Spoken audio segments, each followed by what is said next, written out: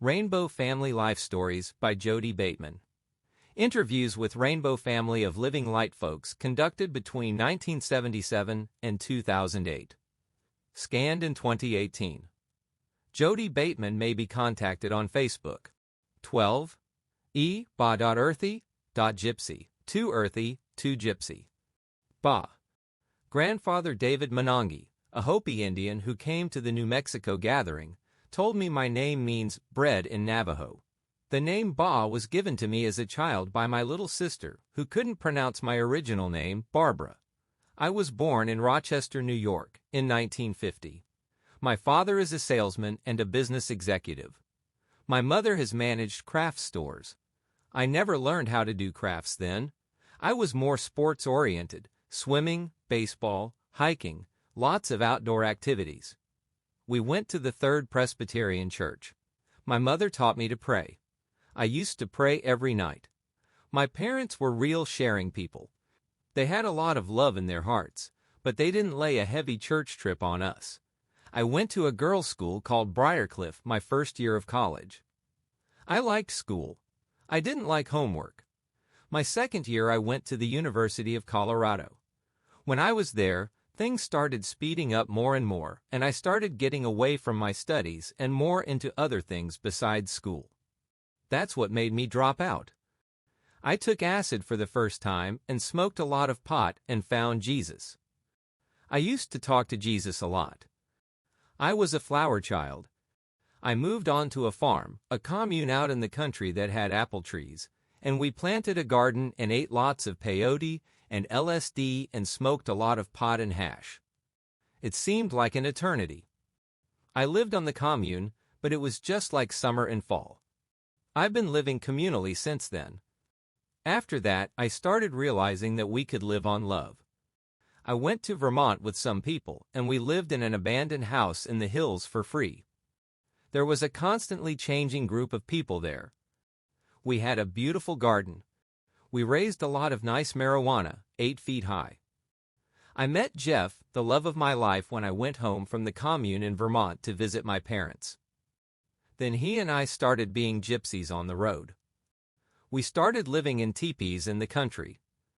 That started my tipi life. We've always had a tipi with us since then. We've lived in a tipi in about 5 or 6 states. You have to learn to live close to the elements in a tipi. When it rains, it can be uncomfortable.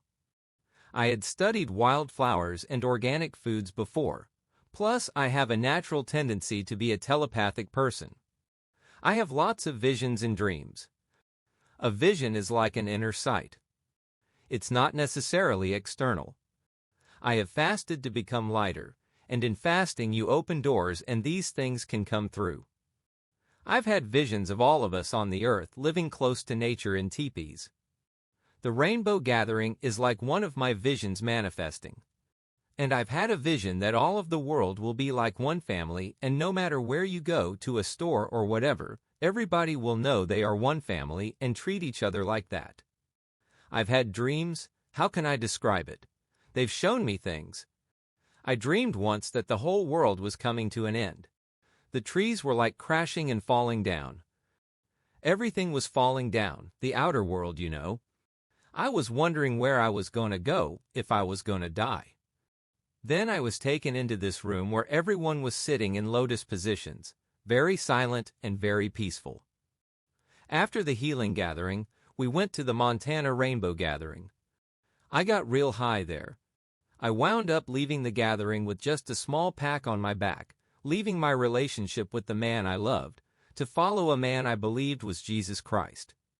His name was Joy's son. He raised my consciousness a lot. My mind was totally shattered. I died and was reborn. He helped me open doors that were just waiting to be opened. He didn't claim to be Jesus, but he felt Christ was in his heart, and he had seen the light, just knowing we were all God. He wasn't trying to help people realize that in their hearts. We went and visited his parents and my parents. And he helped me work out a lot of things with my parents that were heavy on my head. He used to look like Jesus Christ to me, and when he spoke the truth more than any man I ever heard. He had something about him that either repelled people or attracted them. Some people were really afraid of him. I had to face a lot of fears everyone has. Fears of not being loved and accepted, not loving yourself.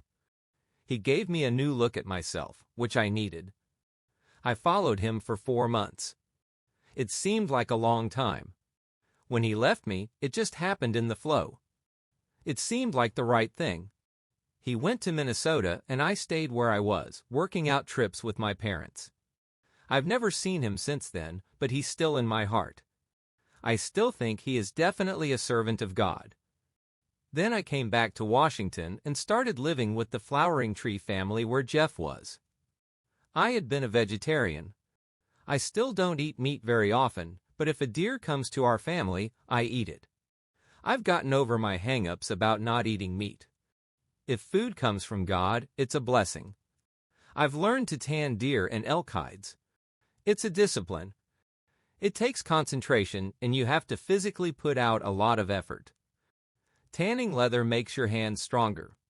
If we find cats dead on the road, we skin them for their hides. The hides smell, but you start getting used to it. The children sometimes help. Sky Pony, a boy who's 9 years old, does tanning. We were raising a lot of medicinal herbs, comfrey and others.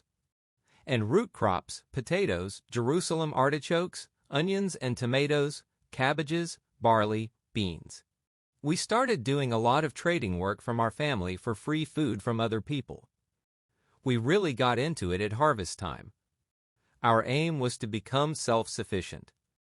We started getting into horses a lot. We had like 2 or 3 horses and a lot of ponies. They were just given. Our family, we don't have a lot of money, so we wait for things to come to us. We had running water in a creek. No electricity. I saw births at Flowering Tree. I got into that energy. There were 4 babies born at home at Flowering Tree, all healthy. The number of people in Flowering Tree is changeable, like the Rainbow family. There are from 20 to 40 people usually. Hundreds of people have passed through, and I'm sure many of them consider themselves part of our family. I felt a lot of space energy at the Montana gathering, like a lot of people from outer space were just hanging out there watching us. At the New Mexico gathering in 1977, I felt more American Indian spirit. I was with the Krishna people there a lot. I got into chanting and learned how it can help raise your vibration. It was about then I got pregnant with Antali. That means white antelope in the Pen-Dore language. Jeff and I were living in northern Idaho, and that's the Indians who used to live there. I found the word Antali in a book called A Tough Trip Through Paradise. Antali came out real dark. He looked like a little Indian. I wondered, could that be mine? I was reborn by having a baby. It opened me up to the Great Mother Mary. I used a cradle board for Antali. The cradle board frame has passed through 4 or 5 babies at Flowering Tree. It's funky. I used to think I didn't have any anger in me, but since the whole purification thing has started, I've found a lot of things like anger I didn't know were there. I didn't think there was jealousy in me, but then when I'd see Jeff and other women would be flirting with him, or when he'd be showing a lot of love to a woman, not jumping into bed, I'd be jealous. But now I'm getting to where I can let the love flow. Now I'm letting the Spirit be my guide. The Flowering Tree family had to leave the land we were on because the people who owned the land felt they were losing control. They wanted a more middle-class trip, and we were too earthy, too gypsy for them. They wanted us to open a school where we would charge money because we are craftspeople, artists, and musicians. Instead, we taught people for love.